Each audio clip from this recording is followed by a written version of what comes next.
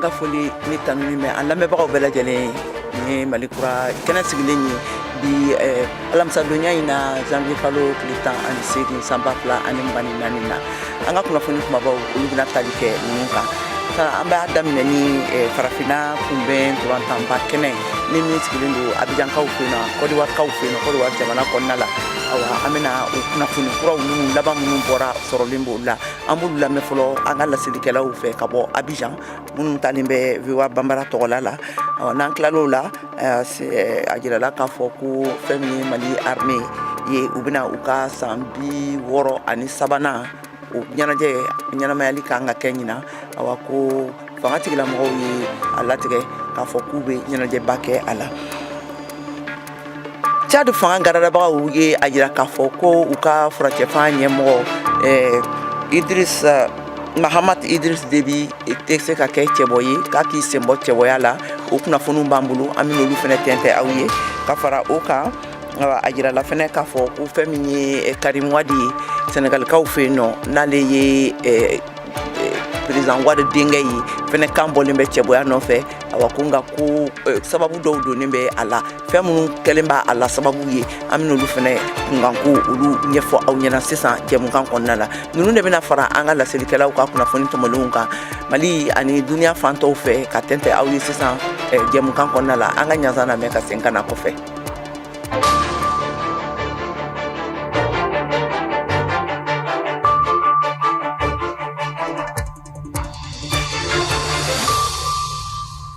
An ka foli bɛ an lamɛnbagaw bɛɛ lajɛlen ye k'a f'u ye k'u bisimila Mali kura jɛmukan kɛnɛ kan ka bɔ studio 6nan kɔnɔna la VOA so b'a la Washington DC awa kulo bɛ Kɛyatu Tarawele de kumakan na komi n y'a fɔ aw ɲɛna cogoya min na an bɛna a dayɛlɛn bi ni farafina ntolantan kɛnɛba fɛɛrɛ kɛnɛba min n'a sigilen bɛ Côte d'Ivoirekaw fɛ yen nɔ ka Mali ta gagné kɔfɛ kunun sini ani Burkinakaw olu fana ka gagné kɔfɛ awa an bɛna an ka lasilikɛla Jaka Tarawele ale ka kunnafoni labanw lamɛn a kɛnɛ kan ka bɔ Côte d'Ivoire jamana kan an ka kumakanw lamɛn.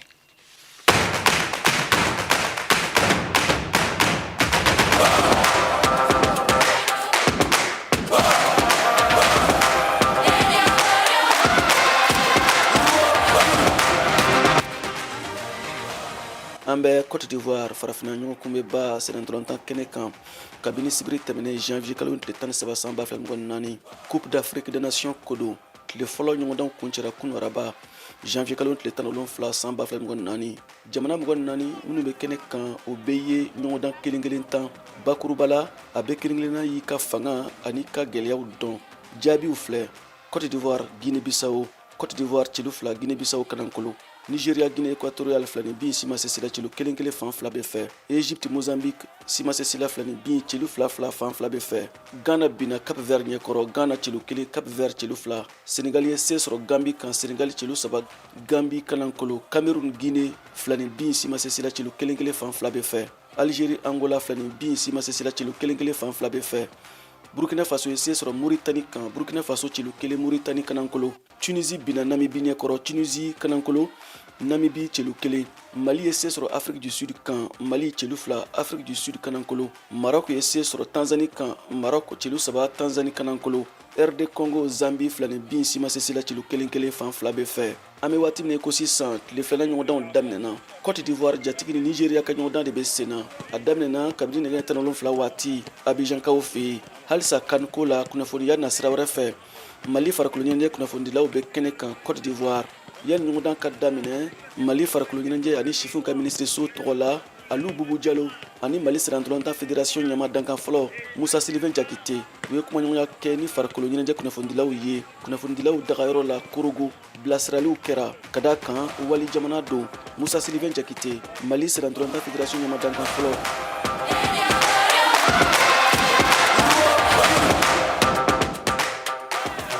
donc message min kan ka passé an bɔra an ka so c'est vrai Côte d'Ivoire ni an balimaw don an teriw don mais an ka to sport cadre kɔnɔ an ka to an ka équipe kɔfɛ an k'an janto an bɛ message minnu véhiculer parce que aw ye leader d'opinion de aw bɛ kuma porter a bɛ taa yɔrɔ jan donc kuma dɔw bɛ yen n'aw y'o fɔ a bɛ se ka kɛ gasi bɛ don a la ensuite anw yɛrɛ ni ɲɔgɔn cɛ yan k'a fɔ ko nin de do tɛ nin na nin tɛ nin na an t'o kɛnɛ kan politique an t'o kɛnɛ kan bɛɛ lajɛlen bɛ kɛ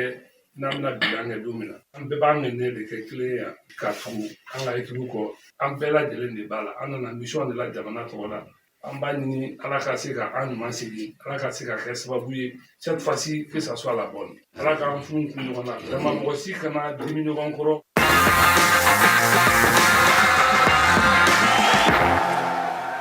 Alu Bubu Diallo farikolo ɲɛnajɛ minisiriso tɔgɔ la a kumana. Ka foli k'u ye kosɛbɛ olu jɔyɔrɔ ye événement ye réussite la n'o olu sɔnna kunnafoni ɲuman bɛ di malidenw bɛ kunnafoni. Baba Sesuma Mali farikolo ɲɛnajɛ kunnafonidilaw ka tɔn AGSM ɲɛma dankan fɔlɔ don a ye jigisigi kumaw fɔ. Anw ye nin bɛɛ ɲɛbila kɛ yanni an ka bɔ Mali la. An ka président Umar Baba Traoré tɔgɔ la o ni assemblée générale d'information dɔ kɛ Bamako ka code de conduite de dilan bien se comporter en Côte d'Ivoire ka Mali jamana image k'o lakana kuma dɔw bɛ yen o tɛ fɔ jamana i b'o kunu fɛn o fɛn bɛ se ka na ni kuma ye min bɛ jama ka u furukufuruku wuli an k'o bɛɛ lakɔ an y'o code de conduite de kɛ wa an fɛn o fɛn filɛ yan bɛɛ y'i tɛgɛ nɔ bila a la n sɔnn'o ma an kɔni ala la an ye voyage kɛ a ɲɛna sira la an ma sɛgɛn ici bien logé ou pas, journaliste c'est un soldat, il peut loger dans un hôtel 5 étoiles aujourd'hui et loger dans une chambre de passe demain. Un début après. L'objectif, il n'a mis qu'à ma coquette. En mon avis, à quelqu'un, il y a des mouniers, da à nous clouer. Oh, à Kadani, on a un comportement qui est surtout quand l'équipe nationale environnement qu'a sauvegardé. C'est vrai, face au pays, la barre qu'on a des bons tickets binga. Ni min ma ɲɛ n'a dɔɔnin o bɛ fɔ ni min ka ɲi o bɛ fɔ mais ni min ma ɲi n'a bɛ tiɲɛni kɛ an b'o bila fɔ kuma bɛ k'o la.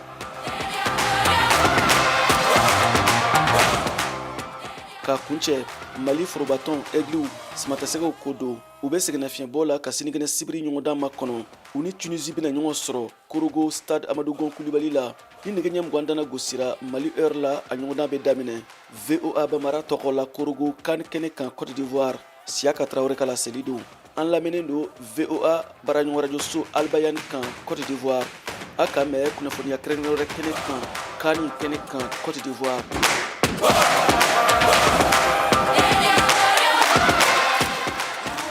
Mali armée kan ka san 63 dafa 20 janvier nata in na awa a yirala k'a fɔ ko u bɛna kɛnɛsigi dɔw kɛ ka kɛɲɛ ni a ye nka malidenw yɛrɛ hakilina ye mun de ye armée yɛrɛ ka baaraw la ani u jɔyɔrɔ la lakana kow taabolo kan Mali jamana kɔnɔna la an ka lasilikɛla Mariam Kuyate ale ye ɲininkali sɛmɛ a dɔw la an ka u ka kumakanw lamɛn.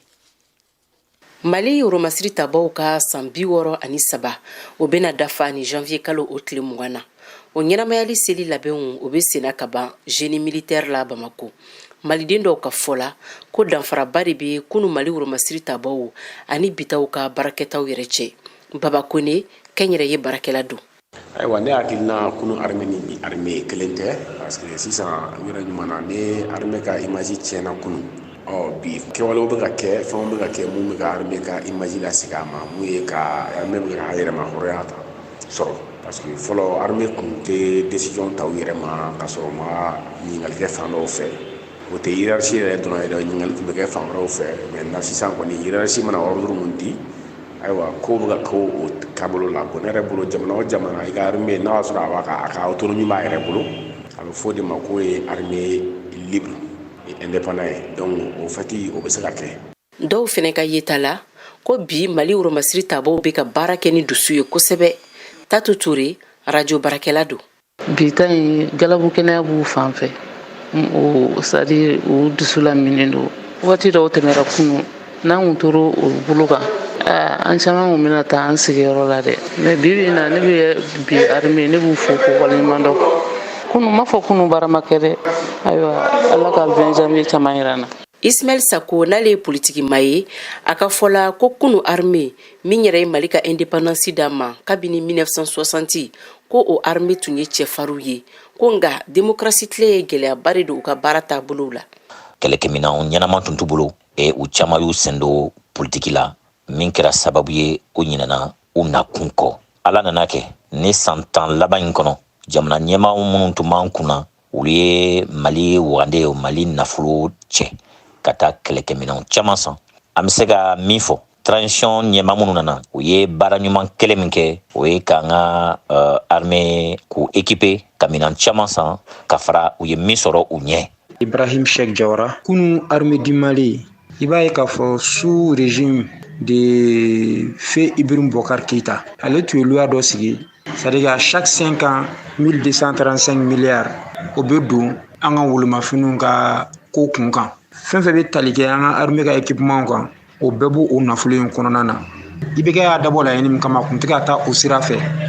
o de la i b'a ye k'a fɔ changement ba ma se ka don an ka wolomafini tabaw olu ka baara kɔnɔ sinon cɛ jɔlenw tun bɛ yen cɛ karalenw tun bɛ yen minnu bɛ se ka kɛlɛ kɛ ka na ni yɛlɛma ye basigi ka kɛ Mali kɔnɔ bon bi sous régime de la transition olu ye oluya min sɔrɔ yen ko ni nafolo in kan ka don militaire la non seulement olu ye dɔ fara o kan wa nafolo in kan ka don wo fɛ olu sɔnna ka nafolo in don bɛɛ fɛ. Sibirido janvier kalo tile 20 Mali woromasiri tabaw ka don mina ɲɛnamaya Bamako génie militaire la min yɛrɛ ɲɛmaya bɛ colonel Assimi Goïta bolo k'aw ladɔnniya ko nin ye armée Mali ale san 63 ye ɲina. Mariam Kuyati ka lasigi kan don ka bɔ Bamako VOA Bambara tɔgɔ la. Burkina Faso ka taa Bobo Dioulasso dugu la chauffeurw ka tɔnkulu min bɛ yen nɔ chauffeur minnu bɛ voyage kɛ mobiliw boli olu ye kofɔli kɛ fɛn min ye lakanakɛlaw ani polisiw olu ka degun ye u bɛ min bila chauffeurw kan jamana dancɛw la u ka taamaw senfɛ Alidu Wedrago n'ale ye Bambara ka lasirikɛla ye ka bɔ Bobo Dioulasso ale ka sɛgɛsɛgɛliw bɔra a kan an k'a ka kumakanw lamɛn. An bɛna baara min kɛ finitigiw ka surafɛn minɛ na an b'o daminɛ mobili bolilaw ani mobilitigiw ka syndicat fɛ ye Bamori Sanogo o y'o ɲɛmɔgɔ ye anw ka tilebiya fan fɛ a b'anw bisimila a ka baaradara Bobo Dioulasso kin min o b'a wele Yegere baro daminɛ de ka gɛlɛ min ko fɔlɔ min b'a dusu la ni a b'o bɔ i bɛ se ka bɔ yan fo Wagadugu mɔgɔ foyi t'i ka mobili yɛlɛ ka filɛ foyi peut-être fɛn jugu yɛrɛ b'i fɛ i bɛ taa n'a ye mɔgɔ ta filɛ fo t'i don Wagadugu. A fɔra kosɛbɛ ani mobili ka sɛgɛsɛgɛ cogo min ale fɛ kɔni an ka finitigiw ta bɔra a sira ma. Ko mobili n'i bɛ boli la contrôle ni faamaw bɛ n'i contrôler k'i to i ka direction kan n'a ka kan k'i ka mobili fouiller a bɛ yɛlɛ ka fouiller n'a ka kan k'i ka papier minɛ ka filɛ a b'i ka papier minɛ ka filɛ mais non an fɛ yan n'anw sera e de b'i jigin donc e de bɛ t'i ka mobili gare ka jigin ni papier ka boli ka taa bonden dɔ kɔnɔ ka taa di dɔ ma o b'a contrôler ni min ka kan ka kɛ i b'o kɛ yɔrɔ la ka sɔrɔ ka se ka bɔ. A dimini bɛ nin kuma nin fɔ an ka fangatigiw ale ni finitigiw yɛrɛ ye. An de bɛ taa kɛlɛ la ni surasiw ye marifa ta an bolo an b'an ka mobili ta an bɛ taa zone dangereux na an bɛ taa ravitaillement kɛ marifa tɛ anw fɛ mais an bɛ tugu surasiw kɔ an bɛ taa anw de bɛ faga mais ni hali bi o ko mɔgɔ minnu bɛ anw mɔgɔ jugu ye u b'an faga la bon mɔgɔ minnu fana ye mɔgɔ ɲumanw ye u b'an ka wariw bɔ sira bon finalement an bɛ taa min. An b'an kunsin Bobo Dioulasso boulevard b'a kan Folona gare bi yɔrɔ min bɛ taa Mali la. Ni baro yi sise min chauffeur ye k'a da don ala bɛɛ kɛra kelen. Dugota la yɛrɛ o yan Burkina bɔ yɛrɛ hinɛ bɛ jira tine baara yɛrɛ pièce b'a kun wari ni pièce da ko pièce 40 b'a ko b'a bɛɛ minɛ ka kɛ ɲɔgɔn kan u b'u ɲɛ lajɛ dɔrɔn ko wari kɔlɔkɔ b'a sara Burkina worodaga ne ni worodagaw yɛrɛ kɛlɛla parce que o nɔfɛ ne ye Semouara kɔlɔkɔ polisi gendarme b'a fɔ 400 polisi dɔw b'a fɔ ko 1000 dɔw b'a fɔ 600 Burkina kɔnɔ yan douane yɛrɛ gansan douane na l'essence bɛ se ka d'a ma 200 mais u bɛ 600 1000 de bolo. Ka bɔ Folona na ka taa gare wɛrɛ min ma sɔn ka tɔgɔ fɔ olu bɛ mɔgɔw lo ta ka bɔ Abidjan ka na Abidjan kari mɔgɔ bɛ bɔra an ye Anboubacar Kindo sɔrɔ. Burkina fana u ka kɛmɛ fila de minɛ an bɛɛ bolo papier b'i bolo papier t'i bolo i b'a sara de. Baro Sise fɛ banbati tɔn kɛlɛ bɛna gɛlɛya ni surafɛn minɛ ye finitigiw bolo. Ni jadisi ko lo o kan ka contrôle kɛ ka mol contrôler ka karanto lajɛ dɔ ka duma ka fɛn contrôler mais contrôle tɛ yɛrɛ jadisi ka na kɛ ni jadisi na ala wari ba tɛ taa ka contrôler wari ko contrôle tunu ai ja mol ni fama fa kisare be donna i ka wari mo ka dira na ka ko ni an bɔri ninnu gare ninnu bɛɛ la anw taara jɛnkulu min bi surafɛn minɛ kɛlɛ kunna n'o yɛrɛ laki a bila se kurawo an y'a sɔrɔ bureau la sɛbɛnw ɲɛfɛ. Dunuya nin gɛlɛya puisque ni commerçant taara ka minɛn san ni yuruguyurugu ko ka d'a ye an bɛ kɛlɛ waati la dɔw bɛ se ka taa marifa ou bien kisɛ don a ka mɔbili la comme yuruguyurugu ko ka d'a ye a bɛ enveloppe lalaga n'a sera dɔrɔn a b'a di a bɛ tɛmɛ voilà ale kisɛ ou bien marifa ninnu de bɛna kɛ tugun ka Burkina bɛ'o dusu kasi a laban an bɛna se o kɔrɔ mais n'an ma yuruguyurugu ko kɛlɛ a bɛna taa dɔw faga sini a bɛna fɔ ko y'u ka marifa tiɲɛ sini tugun a b'a ɲɛbɔ la ni marifa ye. Ala ni siranya kojugu fɛ mobili bolila si ma sɔn an k'ale foto ta finitigiw kana olu kɔrɔsi ka janga ta bin u kan Alidu Wedrago VOA Bambara tɔgɔra Bobo Dioulasso.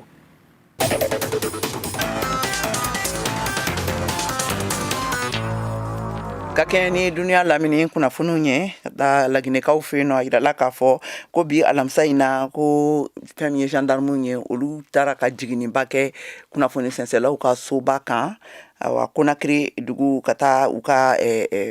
Konakiri kɛrɛfɛla kin dɔ kɔnɔna na awa ko yɔrɔ min na u tun kɛlen bɛ ka bolodali kɛ k'a fɔ ko u bɛna wulikajɔ kɛ ka nisɔndiya u ka nisɔngoya yira ka kɛɲɛ ni u ka kana dan karili ngara dali ye kunnafoni siraw ani internet la Laginɛ jamana kɔnɔna la ni kunnafoni ninnu laseli kɛra AFP kunnafoni dilaw fɛ u y'a yira k'a fɔ ko pick-up 2 falen gendarme na u taara ka taa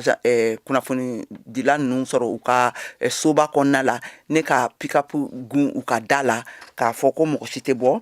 o senfɛ u jiginn'u kan ka don so kɔnɔ ka kunnafoni sɛnsɛla 5 ɲɔgɔnna ko o minɛ ka taa n'olu ye awa ko nin taabolo nin a ma sɔrɔla ka sɔrɔ kɛ a ma sɔrɔla u ka mara minisiri ale ka kumakanw de fɛ n'a tɔgɔ ko Mori Konde n'a a tun ye kunungo kangarida tun kɛ k'a fɔ ko wulikajɔ tɛna kɛ jamana kɔnɔna la awa ko a ye laseli fana tun kɛ k'a yira k'a fɔ ko fɛn fɛn min kɔni ye k'a fɔ ko mɔgɔw de bɛ bɔ ko k'a fɔ k'u bɛna kuma dɔw fɔ ka min bɛ taa kɛ sababu ye ka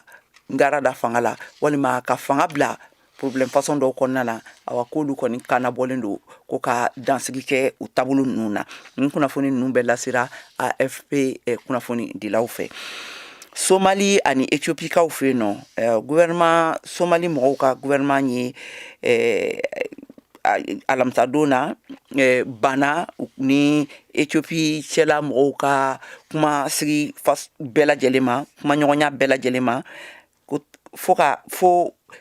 bɛnkan min n'a a bɛ u ka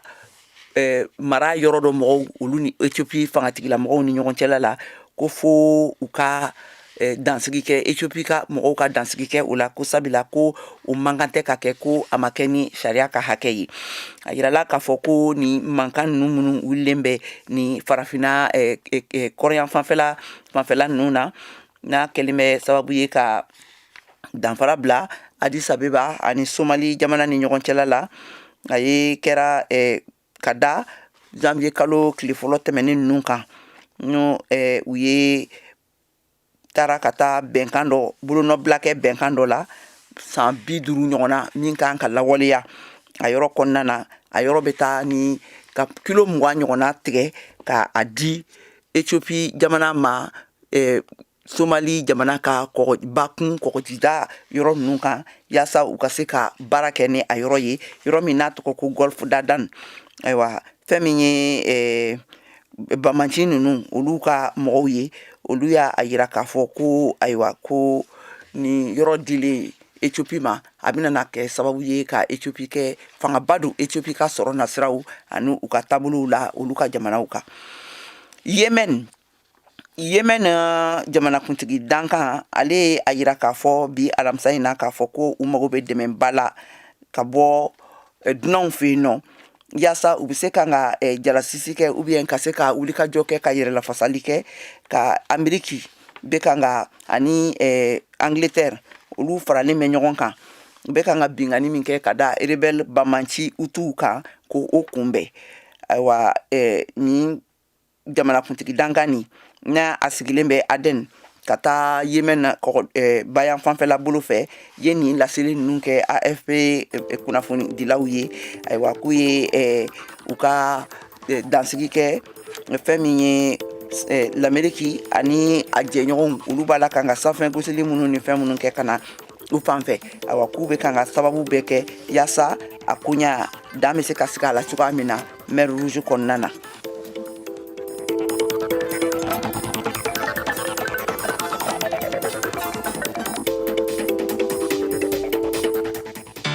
VOA Afrique ni VOA Afrique ye buna adamadenw lafiyara kunnafoniko la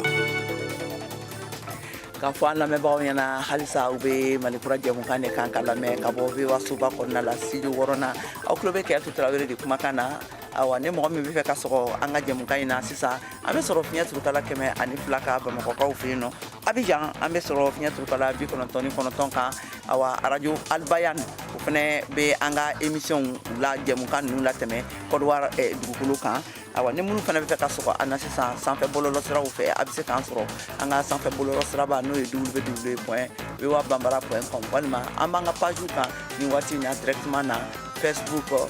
Instagram ani YouTube ka tɛmɛ ne kunnafoni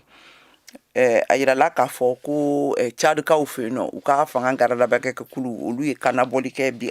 kunungu araba la k'a yira k'a fɔ ko fɛn min ye u ka furancɛ fanga ɲɛmɔgɔ ye Mahamat Idris Déby Itno n'ale ye u ka jamanatigi kɔrɔ o denkɛ ye n'a nin tora jarasisi la kɛlɛ la ayiwa ko a nana cogoya min na a sigi cogoya ka kɛ n'a a sigi cogoya ye fanga dira a ma cogoya minnu na ayiwa ko a tɛ se ka kɛ a tɛ se k'i kannabɔ ka kɛ cɛbɔ ye u ka jamanatigi ɲini cɛbɔya nata ninnu na ayiwa Mariam Tarawele bɛ ɲɛfɔli kɛ an ye an ka kumakanw lamɛn. Fanga sɛnɛmatɔnw ka fara fasojamatɔn hakitama kan ye jalaki bi duniya jamakuluba communauté internationale ni faransi kan kɛrɛnkɛrɛnnenya la k'a fɔ ko olu de ye jagoya fanga in sinsin Tchad jamana kan ani fɛnɛ ko ka général Mahamat Déby ka hakilinaw kɔkɔrɔma don o min bɛ fanga kunna ka fara finitigijɛkuluw kan ni finitigijɛkulu ɲɛmɔgɔ in ni a si ye san 37 ye lakodɔnnen kɔfɛ finitigiw fɛ ka bila jamana fanga kunna nin y'o san 2 ye jɛkulu maramafɛntigiw kɛlen kɔfɛ k'a fa n'o tun ye jamanatigi kɔrɔ ye Idrissa Déby Itno faga n'o tun kɛlen don ka Tchad jamana fanga ta kolo ani fasa la nin y'o san 30 tun ye duniya jamakuluba communauté internationale ye u ka hakilinaw sinsin ni ka a denkɛ sigi fanga kunna n'o tun kɛra ni dalakan dɔw la sabatili ye k'a fɔ k'u ka jamanatigi sigi kalata labɛnw bɛ kɛ ka bɛn kalo 18 ma nga ni jamanatigi kura in ye san 2 fara o waati fɔlenw kan walasa a ka se ka to furancɛ fanga ɲɛmɔgɔya la ko yani fanga ka lasegi faso jama ma min bɛ wele ko régime civil fanga sɛnɛmatɔn ani ka fara finitigi ɲɛmɔgɔba dɔw kan tun y'a laɲini k'u ka barosigiba dialogue national lagosi o min tun sigira sen kan finitigi ɲɛmɔgɔw fɛ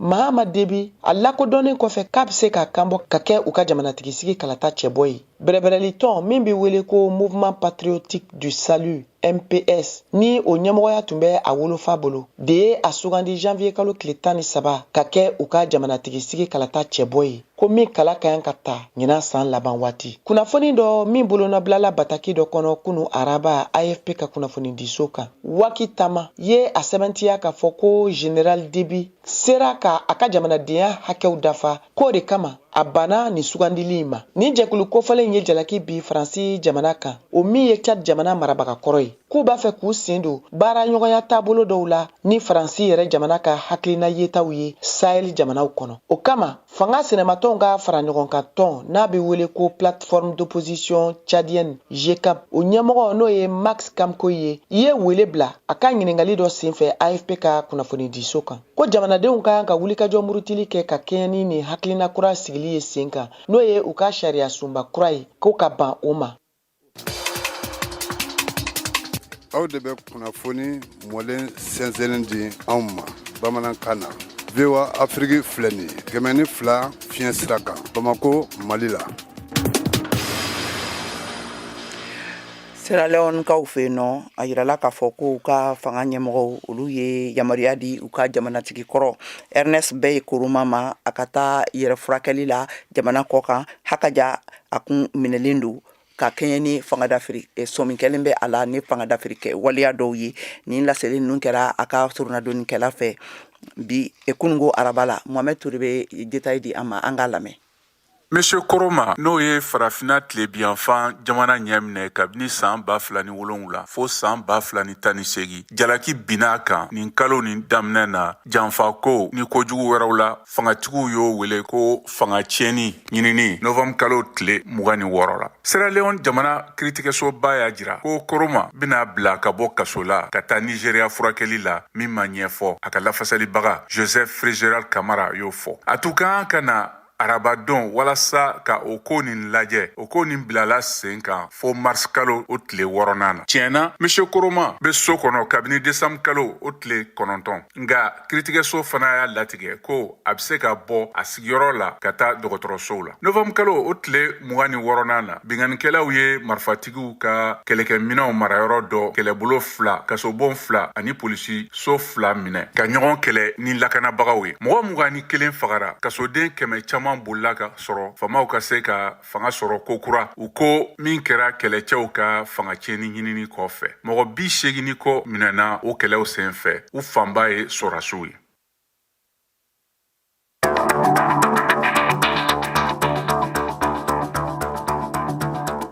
sisan aw bɛ se k'aw ka batakiw ci an ma whatsapp fɛ an ka nɛgɛjuru sira kan 001 20 24 30 47 16 tɔgɔ ni jamu ani aw bɛ bɔ yɔrɔ min na aw bɛ o fɔ ka sɔrɔ k'aw ka bataki d'a kan. ayiwa sisan an b'an se fa ka taa senegalikaw fɛ yen nɔ karim wad n'ale ye abdulayi wad senegal jamanatigi kɔrɔ denkɛ ye ayiwa ka a jɛra a ka jamanadenya faransi jamanadenya kɔ mankan wulilen k'a jɔ ka kɛɲɛ ni a ka jamanadenya fila tigiya ye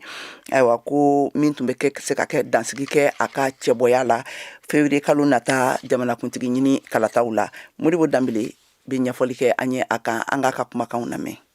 Hakɛ minnu tun bɛ ni Faransi jamanaden minnu bolo ka ɲɛsin Faransi jamana ma o jiginna ka bɔ o kunna. Wad Karim Meissa ni a bangena janvier kalo tile 9 san 1968 Faransi 15e na ni sɛbɛnna Faransi u ka journal officiel kɔnɔna la. A ka fasoden sɛbɛn filanan ni ale tun kɛlen no ka kuma caman lawuli a ka kanbɔli kan Senegal u ka jamana ɲɛmɔgɔya ɲinini nɔfɛ février kalo tile 25 ni a senbo o la. Cɛbɔ o cɛbɔ jamana ɲɛmɔgɔya nɔfɛ ko o kan ka kɛ Senegali jamanaden dɔrɔn de ye. A ka fasodenya ani politiki hakɛ olu kan ka dafa. A si kan ka kɛ san 35 ye a dɔgɔlen. A cayalenba san 75. Kalata bɛ kɛ don min na Senegal jamana ka sigikan sariya sigikan bɛ nin fɔ. A kan ka se sɛbɛnni na kalani ani ka se ka tubabukan fɔ. Karim Wad a ye cikan dɔ bila u ka compte X kan ko kɛlɛ mun wulilen don ale ka fasodenya sɛbɛn filanan ko la ko o banna ka ban. Faransi jamana ka kɔnɔna ko minisiri mun b'a yira k'a fɔ ko a yi i sɔbɔ Faransi ka jamana sɛbɛndenya fasodenya sɛbɛn na ko o ye danganiya ye mun b'ale ka timinanja yira a ka kuma la. Faransi jamana ka kiirisoba ye tɔgɔ fɔlɔw bɔ ye cɛbɔ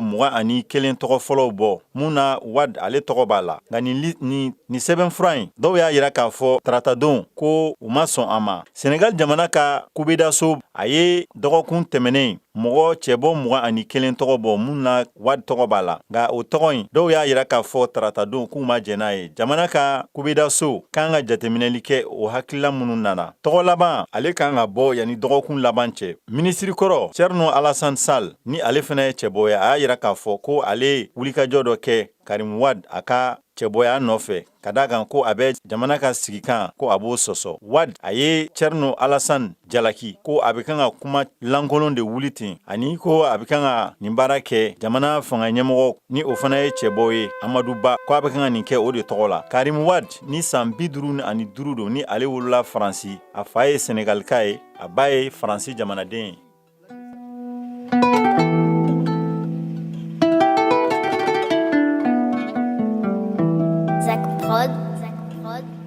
Malika di fembebe malikono Ambe pari wante mongo makono Dinyankadi ni nyana mabakono Kana sira ambebe blon bakono Limu mali Niye mali fasaye Limu mali Niye mali fasaye Let's go Malika ni tasibla fasadumaba in kan an bɛna an ka jɛmukan kunnafoniw wuli bi an ye kunnafoni minnu sɔrɔ ka di aw ma olu de fiye ninnu ye labɛnw kɛra Cheikh Tiro fɛ alaseliw kɛra aw ye ne Kɛyatu Tarawele fɛ an bɛ laɲini kɛ aw bɛɛ lajɛlen fɛ a k'aw sɔgɔlen to an ka siraw la ani an ka kunnafoni siraw la an ka pagew kan live la directement na walima an b'a tila tuguni ka u poster YouTube Facebook ani Instagram kan ni tun ye Kɛyatu Tarawele kuma kan ye Malikura kɛnɛ kan a k'an bɛn waati wɛrɛ.